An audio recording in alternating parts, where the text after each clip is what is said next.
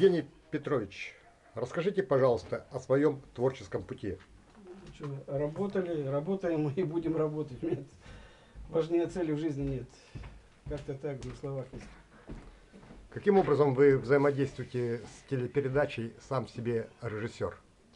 Ну, случайно попало как-то им, вот, вернее, было два выстрела и два попадания всех в десятку. То есть, как бы вот, случайно послали, случайно выиграли. Так что вот сейчас. С какими работами? Ну, первый раз это было в сентябре, где-то года полтора-два назад.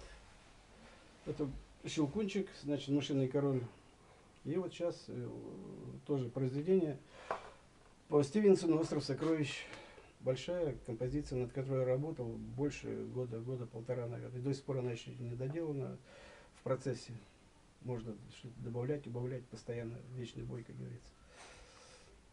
Тема «Остров сокровищ» выбрана не случайно. Это моя настольная книга в детстве. И до сих пор иногда возвращаюсь к ней. То есть, так что так. Спасибо. Петрович, Да. скажи, пожалуйста, и дай нам какие-то указания, советы, как ты уже проходил эту процедуру, церемонию. Ну, церемония отдуваться-то вам, там просто будут спрашивать, наверняка будут какие-то провокационные вопросы, что вы знаете об авторе. У меня-то время было ограничено, у вас там побольше будет, можете передать приветы, когда с Лысенковым вот у вас там два кресла, он перед вами, то есть можете рассказать обо мне что-то хорошее, или о себе, ну то есть как пойдет, так и... Так что вот так. Приветы передадите на родину, родным, близким. Спасибо.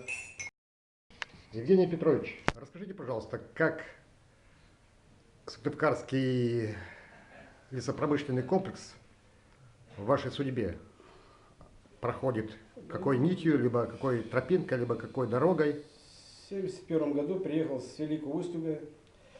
Старший брат работал уже здесь, на УПК. В 1969 приехал. Ну, я поступил в ГПТУ 15 на электрика. Вот с 1971 по 1975 я учился, потом практика на УПК. Потом УПК мне дал направление в армию, погранвойска, попал на китайскую границу. После армии, опять вернувшись сюда, УПК мне дает направление училища искусств, так как нужны были кадры свои профессиональные по оформлению комбината.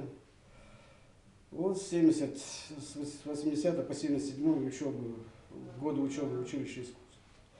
Защита диплома на отлично, и я попадаю, как бы, по направлению я учился, уже знал, куда, Центральная художественная мастерская УПК. То есть плакаты, лозунги, машины, праздники, все это было на нас.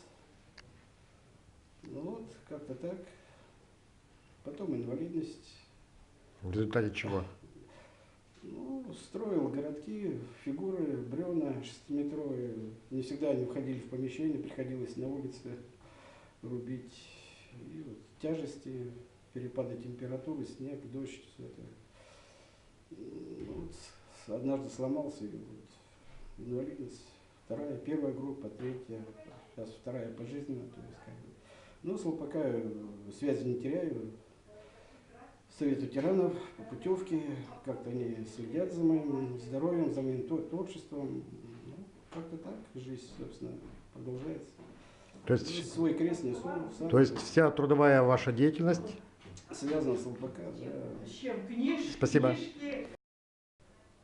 А где располагалась эта центральная мастерская? Ну, центральная мастерская художественная наша располагалась на фанерном производстве. Первый этаж был полностью... У нас было 5 человек, 5 специалистов. Вот.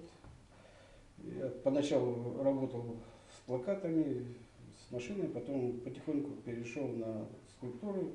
Потихоньку, помаленьку появился спрос, садики, городки и так далее.